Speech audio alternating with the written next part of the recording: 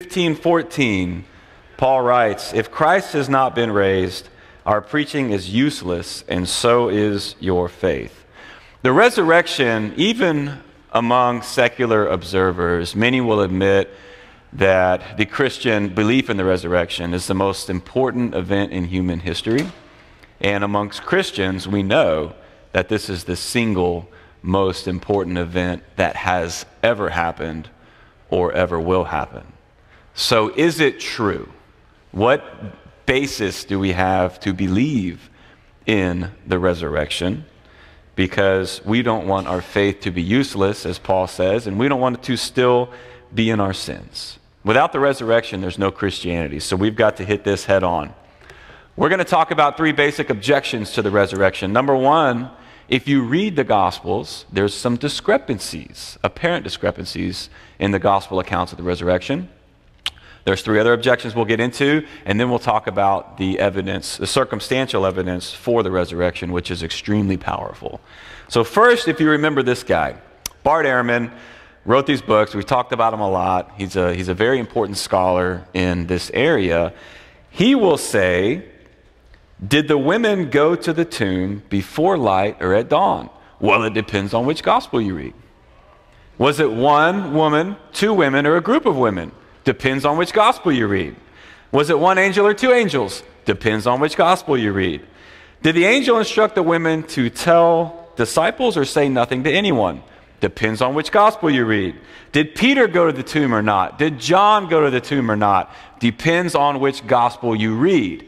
He has a very powerful line of aggressive questioning of the resurrection accounts based on this, and comparing them to each other and saying that there is discrepancies. Skeptic Charles Templeton says that the four descriptions of the events differ so markedly at so many points that with all the goodwill in the world, they cannot be reconciled. In the next 10 minutes, we're going to reconcile them. But many skeptics will say they cannot be reconciled. This is very persuasive. So, we're going to do a little bit of an exercise. These are my kids, Will, Kate, Colin, and Grant. Okay, I'm going to tell you a little story about my kids, and it's going to enlighten us on how we can reconcile these resurrection accounts. So we've got Will, Kate, Colin, and Grant. Now, here's the story. The Covington kids left the campsite and hiked up a mountain. Okay, pretty simple. While Kate was hiking up a mountain, she saw a dragon in a lake. Clicker. Will ran to see it, and upon return back to Rockwall, they told people about the dragon they had seen. So, let's get those facts together. The Covington kids left the campsite, they hiked up a mountain. While Kate was hiking up a mountain, she saw a dragon in a lake. Will ran to see it, and upon return back to Rockwall, they told people about the dragon they had seen. Questions? You can answer these in your head or blurt them out if you want. Who hiked up the mountain? Yeah, the Covington kids. Could have been one, could have been, well, it had to be two, because it's kids. Between 2 and 4 kids, we don't know. We don't know if Grant stayed home, because he's a baby. Did Grant see a dragon? We don't know. It says Kate saw a dragon. Grant could have seen a dragon as well. That wasn't written about. How many dragons were spotted? We know one was spotted, but it doesn't say 2 were not spotted. One dragon was spotted. Maybe there were 3, and one was kind of the leader dragon, more prominent than the others, and he had 2 little assistant dragons. Was Kate even camping? Kate could have been at a slumber party with her girlfriends and approached the mountain from the other way, and the other Covington kids are camping, and they go up the mountain, and Kate comes up the backside and sees a dragon over there. We don't even know if Kate was camping. Did Will tell anyone about the dragon in the lake? Did Kate tell anyone about the dragon in the lake? We don't know. It could have been Grant going off and babbling about the dragon. Say the same event happened. Well, you get where we're going with this? You get where we're going. Okay, by including positive facts, we're not excluding what we're silent about. You get where this is going. Say the same event happened, but someone else told the story. Maybe somebody more detail-oriented than me. They would have had different details in. Say the same event happened, but my wife Kami told the story. There would be many different details analyzed. You'd probably find out what Grant was wearing if she told the story. When two people observe an event, they place different emphases on different points. And when one event is observed by two different people and the accounts are identical, then we know there was collusion. We know they got together. And collusion doesn't necessarily mean it's bad, but we know that they got together, discussed the points, and wrote the same exact thing. When a professor receives two papers and they're identical, there was collusion. There was cheating. That's bad collusion. In court, when two witnesses see the same event, they can have drastically different testimony. But if it's consistent on the same basic points, then we know it's likely reliable and it's likely truthful. Well, that's exactly how the Gospels are. So let's harmonize these Gospels very briefly. Here's the main point. So at dawn, Matthew, this is Matthew's account. At dawn, we know that Mary Magdalene and the other Mary went to go look at the tomb. An angel rolls back the stone and the guards become like dead men. An angel speaks to the women. The women hurry away scared, running to tell the disciples, and then Jesus appears to the women. Those are the main basic points in Matthew. What does Mark have that may be a little bit different? Mark says that Mary Magdalene, Mary the mother of James, and Salome head out for the tomb. So Salome's added. Does it mean that one's right and one's wrong? No. Matthew could have just chosen to not write about Salome. They're wondering who will roll the stone away, and they find it rolled away. An angel speaks to the women. They then flee. This is new. They say nothing to anyone because they're scared. And Jesus appears first to Mary. Those are the basic points of Mark. Let's go to Luke. Luke says very early, quote, the women head out for the tomb. They find the stone rolled away. While they're wondering what happened, two angels appear and speak to them. So we have two angels in Luke. Mary Magdalene, Mary the mother of James, Joanna, she's new, and others tell it to the apostles. Peter runs to the tomb and finds the linen. There's Luke's account. Now John says, while it was still dark, so not very early, not at dawn like Matthew, but while it was still dark, Mary Magdalene goes to the tomb and finds the stone rolled away. She runs to tell Peter and John. Peter and John then race to the tomb. They see the linen. Peter leaves confused. John leaves believing. I like how John writes about himself. My buddy Peter was confused, but I believed. Mary Magdalene remains outside the tomb weeping. She sees two angels. Jesus appears to her. She tells all the disciples. So how do we, keeping in mind the dragon story and how we can harmonize an event, how do we harmonize this event? Here is just one way to do it. There are many ways to do it, and if you go research it, you'll find different ones. Here's one way that I commend to you. Point one, we know that it's very early, and we know that while it's still dark, Mary Magdalene leaves for the tomb. Second, most likely, Mary, the mother of James, Salome, and Joanna, they're with her. Mary Magdalene's walking faster. She does most of her walking while it's still dark and arrives at the tomb first. Or Mary Magdalene leaves from a different place than the other women. They may not have all left as a group at the same time from the same place. Mary Magdalene could have gone from one place and the women from the other. The other women, meanwhile, are behind her and walk while it's getting light. There's the dawn reference. Mary Magdalene reaches the tomb and finds the stone rolled away, and at least one angel appears. She runs to tell Peter and John. Mary, the mother of James and Joanna, are not far behind, and they tell it as well. Meanwhile, the other women reach the tomb, and they find the stone rolled away. Two angels appear to the women. The women flee. They're terrified. They're filled with joy. Have you ever tried to flee in an organized manner? It doesn't happen. So in fleeing, point 12, they become separated. Peter and John race to the tomb. They see the linen. Peter leaves confused, John believing. Mary Magdalene remains outside the tomb weeping. She sees two angels. Jesus appears to her, and she tells all the disciples. Jesus then appears to some of the women who fled. These women go and run and tell the disciples, and the other group says nothing to anyone because they're scared. So that is just one way to harmonize these. If you've never read all of these and kind of gone through that exercise, it's a really fun thing to do, just to read all the accounts and then figure out how they may piece together. It's a good exercise, and it's actually very interesting to do. So that takes care of that main objection. So what are some credibility enhancers that we have in these stories? Why should we believe what is being written about? The core is the same. The core story is the same. There's minor details that differ, like can happen when you have two eyewitnesses view the same event. They view the same car crash. They're going to have different details, minor details that differ. But the red truck hit the blue car. The main details, the main points are going to be the same. We know it's not plagiarized from each other because they're not identical. These secondary details also, they don't trouble historians. Like we've discussed over the last few weeks, if you compare the Gospels to other ancient literature, the Gospels come out looking remarkably well because other ancient literature reads very similar and they're written in the same mode and same style.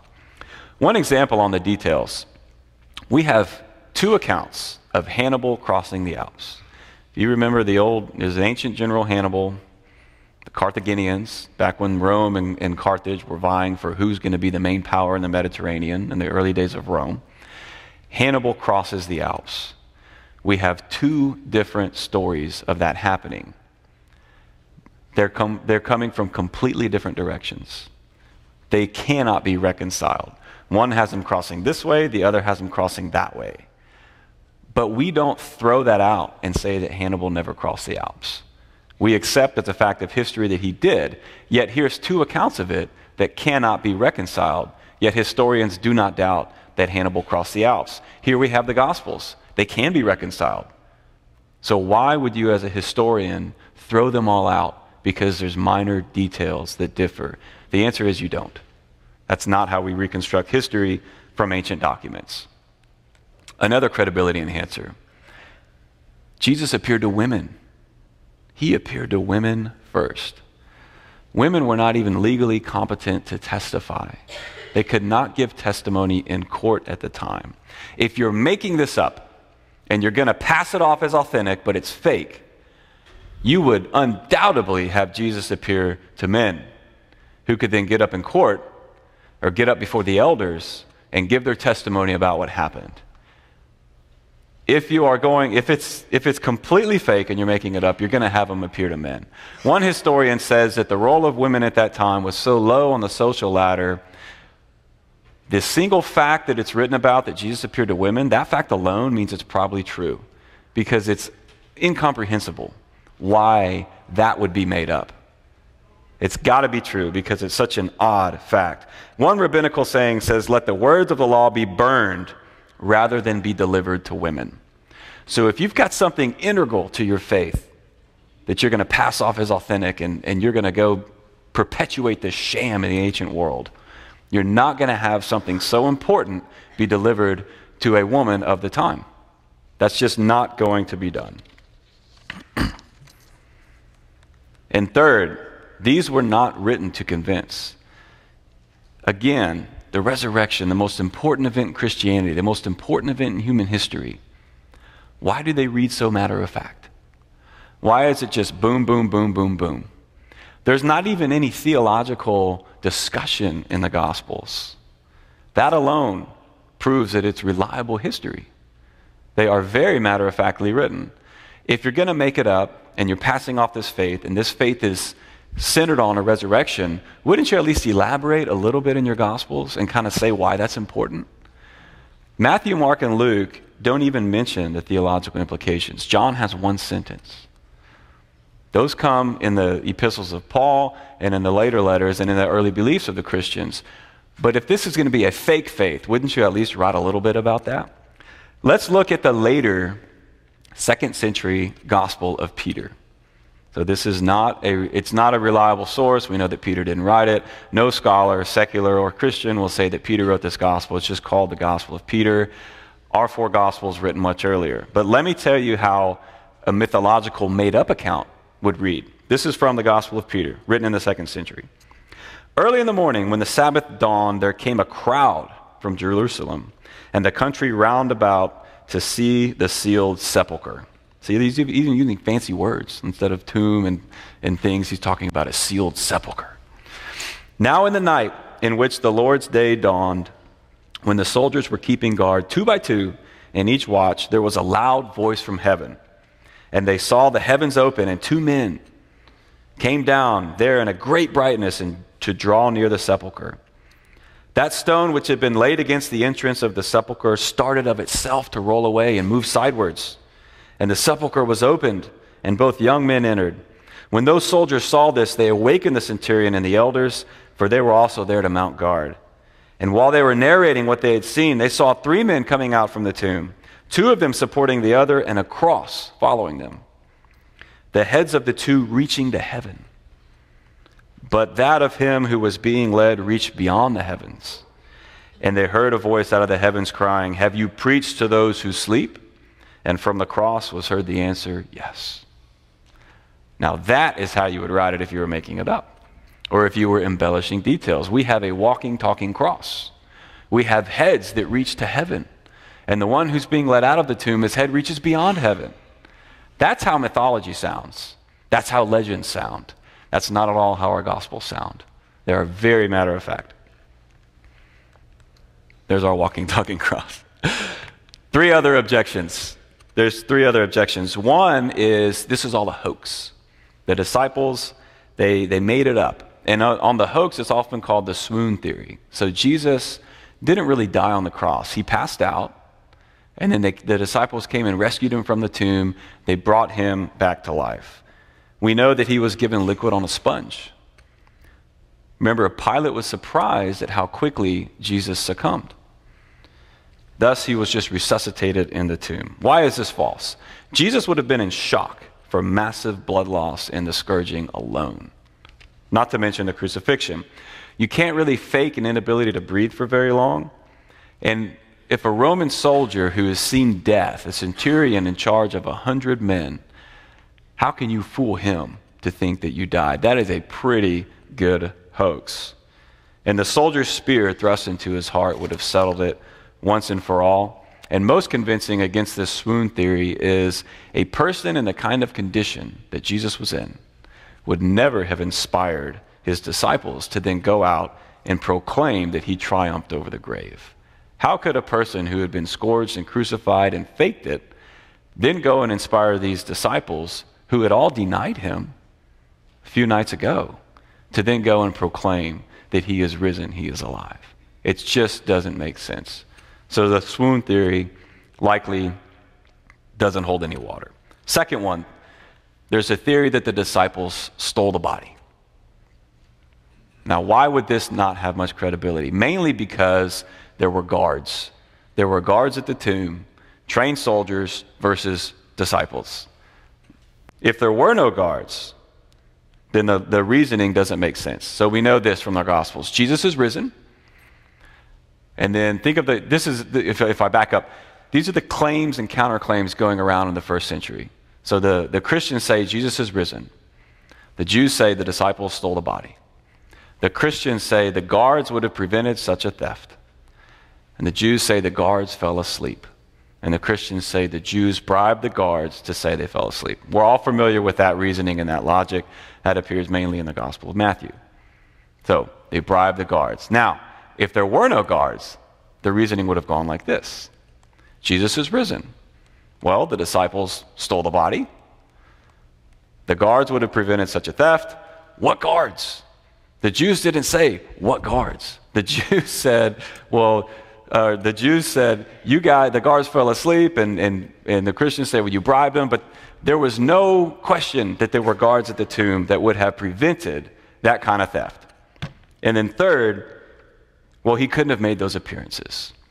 This is where we have a lot of evidence. Why are the appearances important to prove the resurrection? There's a line of scholarship called the minimal facts theory. The minimal facts theory of the resurrection says, in history, I just need to prove 2 facts, and I can prove the resurrection. If I prove that Jesus died on the cross, and I prove that he appeared later to people, then I've proven the resurrection. And we can throw out the discrepancies, we can throw out all the other differing areas. I just need to prove his death, and I need to prove the appearances. We have his death. Tacitus, the Roman historian, even corroborates the death. We got into corroboration last week. But his death has been corroborated by other non-Christian sources, his death on the cross. So how do we prove the appearances? Let's turn to 1 Corinthians 15. We've been here a lot throughout this series, but 1 Corinthians 15 contains a very important argument that Paul uses, and we've discussed that this has the structure, the nature, and the wording of a paragraph that was likely orally passed around in the first century. Paul writes this. He says, "For I delivered to you as of first importance what I also received, that Christ died for our sins in accordance with the Scriptures, that he was buried, and that he was raised on the third day in accordance with the Scriptures, that he appeared to Cephas and then to the 12, that he appeared to more than 500 brothers at one time, most of whom are still living, though some have fallen asleep. Then he appeared to James, and then all the apostles. Last of all, as to one untimely born, he also appeared to me." He mentions 500 of the brothers. He mentions people by name. Go check this out. Go ask so-and-so. 500 people at the same time. If they were hallucinations, we know that groups don't hallucinate together. So one person can have a hallucination. One person can dream that they saw Jesus. But 500 people at the same time do not have a group hallucination. That doesn't happen.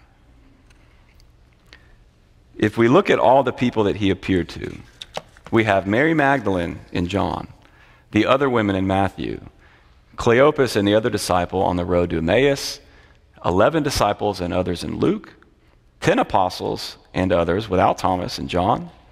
We have Thomas, 7 apostles in John, the quote disciples in Matthew, and the apostles on the Mount of Olives before the ascension. Not to mention 500 of the brothers at the same time. That could have been the last one.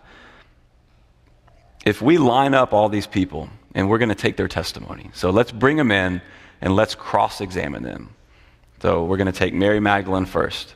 Then we're going to take Joanna, then Salome. And then we're just going to start bringing these folks into church, and we're going to set them up here, and we get to cross-examine them. But we get 15 minutes per witness.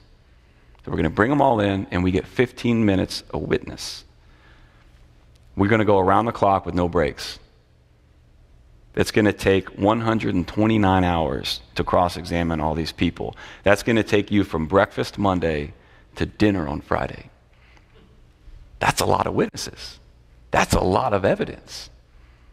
The court's going to receive that evidence, and we're going to have a week straight of witnesses testifying for only 15 minutes apiece.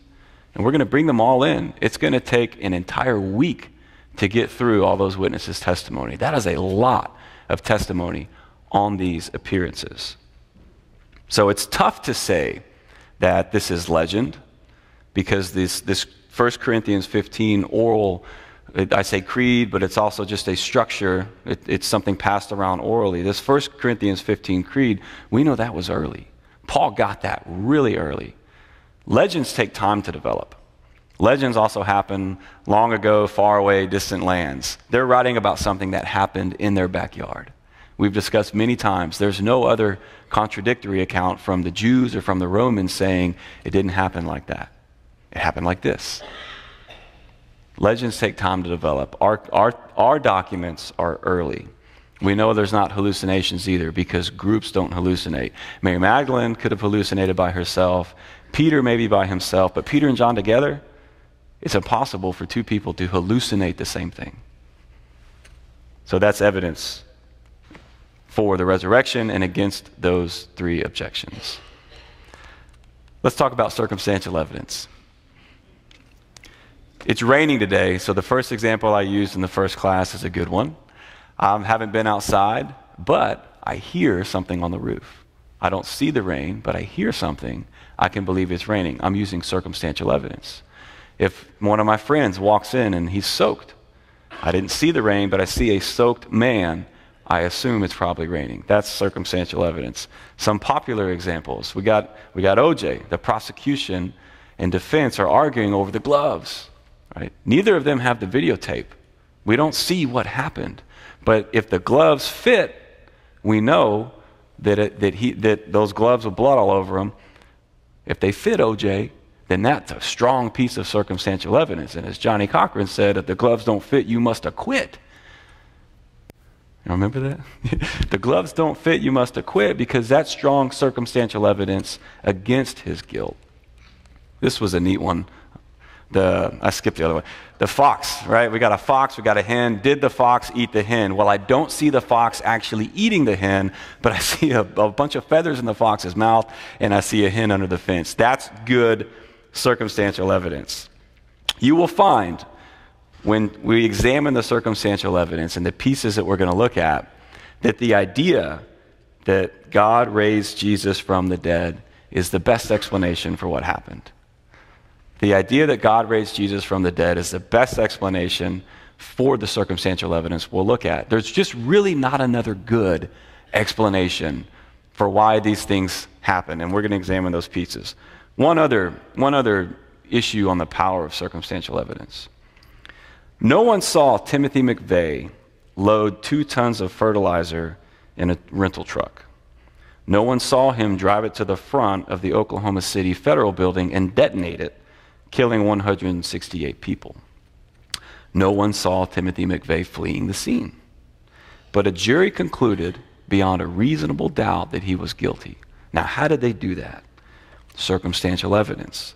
There was residue from explosives on his clothes. There was a rental truck receipt for the U-Haul. There were receipts for the fertilizer. So no one saw him do these things, but we convicted him beyond a reasonable doubt of his guilt. So if anyone wants to exclude circumstantial evidence as not powerful, we convict people beyond a reasonable doubt all the time based on circumstantial evidence. Remember, that's the criminal burden of proof. The burden of proof that I have and that we have when looking at Christianity is the civil burden of proof. We don't have to prove it beyond all reasonable doubt. We need to prove that more likely than not it happened. That's just 51% versus 49%. And as I said in my opening, you can have 49% doubt and still vote for me. If I'm proving my case in a civil court, I can tell the jury, listen, 51% is what I need. I got to get the ball past the 50. You can have 49% doubt and still vote in my favor. So circumstantial evidence is powerful, and the burden of proof is powerful. So what are the circumstantial evidence pieces that we have? First, the disciples died for their beliefs. Some people find this the most persuasive. Now, we get this from history. Church history and other history tells us that they died. People will die for religious beliefs if they sincerely believe them to be true. That happens all the time. We have Islam and the faith that we have Muslims dying for their beliefs because they sincerely believe them to be true. We have other faiths. People are dying for beliefs they believe to be true. But we're not in a position to know for a fact whether it's true or false. We're later. We have sincerely held beliefs. We have faith. And I believe that we can know for a fact. But we're not the disciples. We didn't see it. We didn't feel it. We didn't taste it. We didn't touch it. The disciples were in a position to know for a fact if this was a hoax. They knew it. Yet they died for their beliefs. While someone will die for a sincerely held religious belief, no one will die for something they know to be false. It's just not going to happen. Let me give you an example. So the first time that we had this discussion in a class, Steve Jobs had just passed away. It was like that day. Steve Jobs died. I said, what if in the coming weeks you have people start coming up to you and saying, I saw Steve Jobs. I saw Steve Jobs. I saw him. No, I really did. And they're goofed off. Okay, you guys, they're written off. No, you didn't. No, I saw him. And then all of a sudden it becomes a crime to say that. All right, we get sick of people saying they saw Steve Jobs. It's ridiculous. Let's make it a crime. So then they come up and they say, no, I saw him. They're willing to commit a crime for that belief. Okay, I saw Steve Jobs. They really believe they saw the guy. And then we say, you know what? We're so tired of you saying that. We're going to torture you. And we're going to kill you if you hold that belief. And they undergo torture. And they undergo death. And no one cracks. No one cracks and says, okay, this is all made up. Listen, we took it too far. Nobody cracks. They all die saying that they saw Steve Jobs alive. That makes it a little more powerful, doesn't it? When you think of it like that. We often don't think of how powerful it is because we know, okay, everyone died. Yeah, Christians were persecuted. Bring it to present day in that example. I'd really want to listen to these people. Okay, you tell me about this because all of your brethren are dying and undergoing torture because you say you saw Steve Jobs. I want to know. Tell me more. Very, very powerful that the disciples died for their beliefs. The late Justice Scalia, my favorite Supreme Court justice, says, it is not irrational, and this is his sarcastic kind of biting wit, which is why we in the legal community miss him. It is not irrational to accept the testimony of eyewitnesses who had nothing to gain. The worldly wise do not believe in the resurrection of the dead.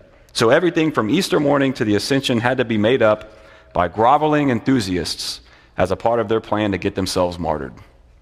He says these guys, they just wanted to go die, so they just made it all up, and it's in this grand plan to go get themselves martyred. Yeah, right.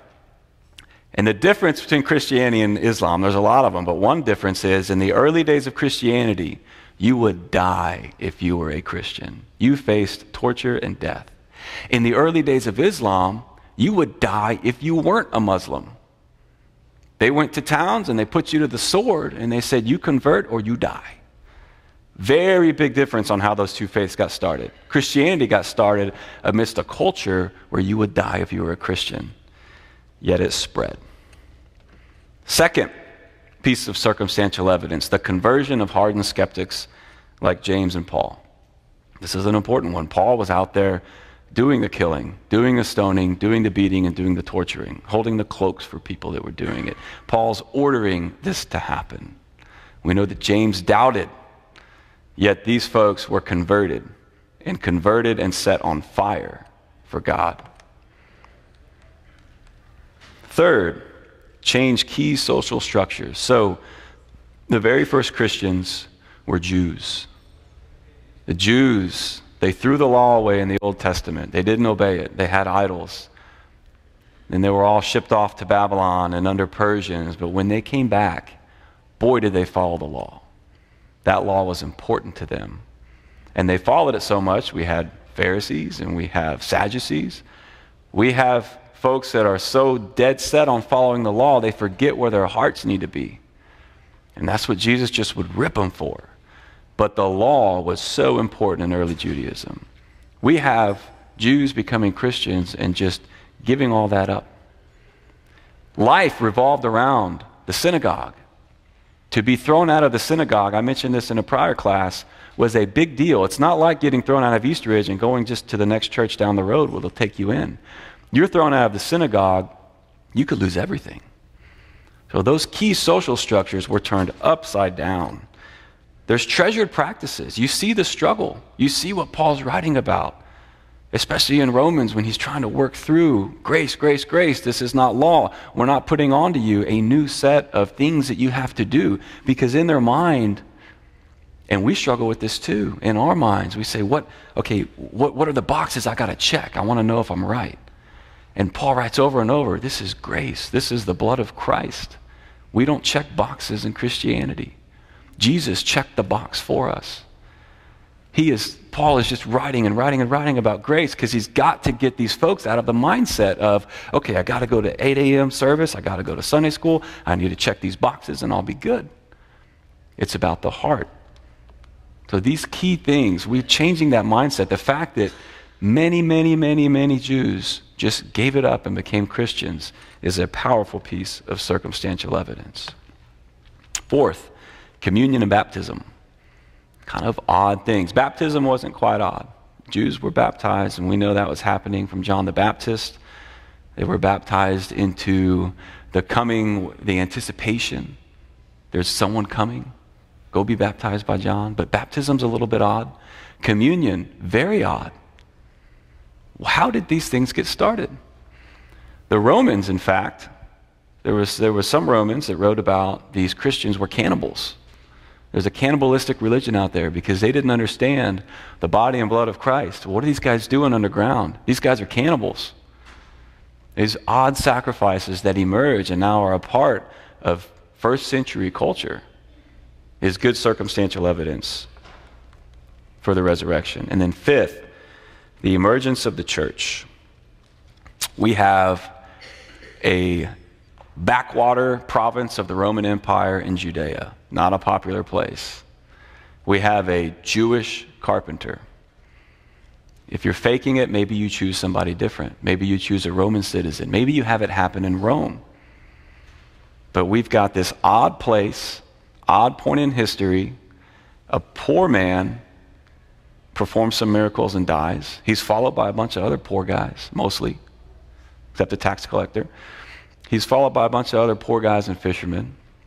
Yet from this movement, tens of thousands of people start believing, and the church emerges and sets the Roman Empire on fire. Spreads even though it's illegal. Take away the resurrection, and what do you get? One scholar says this: Jesus died a shameful death, to all appearances ending his brief stint as a messianic pretender. His disciples were devastated. They were scattered. They lost all hope. But then, in only a short time, they become a fearless band of evangelists who changed the course of history. What can explain that? These guys were scared. They were shocked. They all abandoned Jesus. Peter denied him to a slave girl twice, not once, but twice. Denies Jesus to a little slave girl. He was afraid of her. And then we go forward, and not long later at all, Peter stands before the Sanhedrin, the leaders and elders of the Jews, and just gives it to them. You go read Acts, and you go read the way Peter is talking to his elders, his leaders, the people he was afraid of not much longer before, and you see a completely different man just giving it to him about, you crucified him, you set him on a cross to die, God sent him, telling them the truth. And he's given it to him. I say he's given it to him. He's not being polite. He is telling straight up truth, and he's going to get himself killed for it. As he's saying those words, he doesn't know what's going to happen later. He's probably thinking, I'm a dead man, but I'm saying it.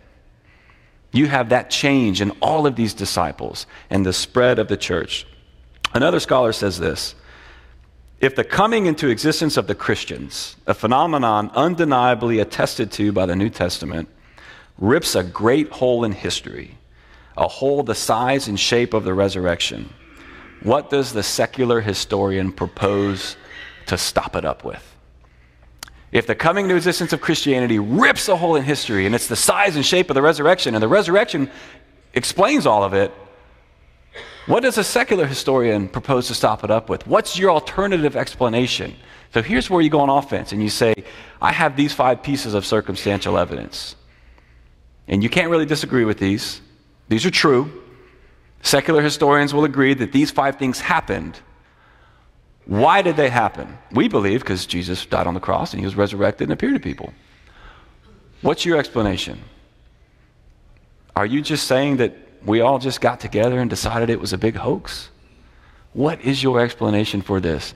They were going to gain financial gain? Absolutely not. They face the opposite.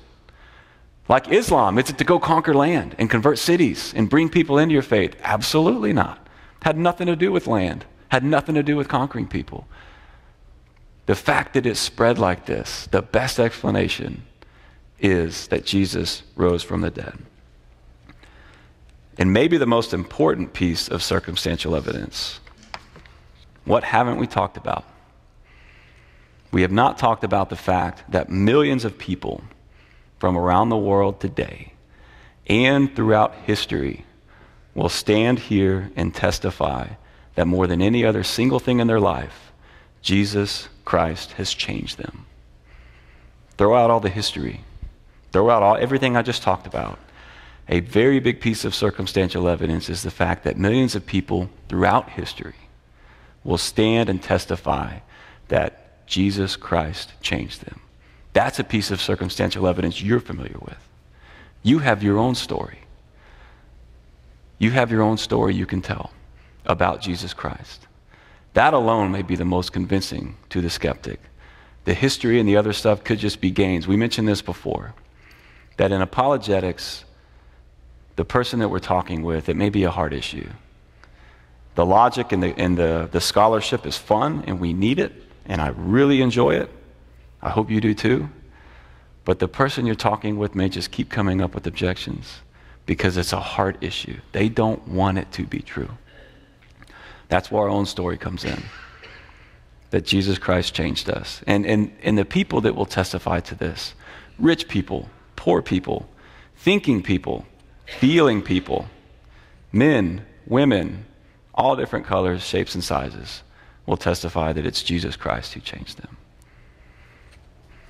That is our evidence for the resurrection. I hope you leave, and if you're skeptical, I hope you leave believing that it is reasonable to hold this belief. I may not have convinced you, but hopefully you at least conclude that having listened to this and seen this, that I'm not off my rocker thinking that Jesus rose from the dead. And millions of Christians the world over are not crazy for believing in this. It is a reasonable belief to hold. Let's pray. Father God, we thank you for your plan and your Son, Jesus. We thank you for your grace. We thank you for your humility to send your Son to die on the cross, but not just to die, but by your power you have raised him from the dead and promise that we will be raised in him as well through something as simple as faith. Lord God, we thank you for that from our heart. I pray that these lessons will have the effect that you want them to have. I pray that we can use your power and your Holy Spirit to change lives through this. Pray that you watch over us this week. Help us in our discussions and help us in our own quiet times. We ask this in the name of Christ. Amen. Thank you for your attention. We have 2 more classes, and we will deal with objections then. So I'm resting my case, and then we're going to deal with the objections.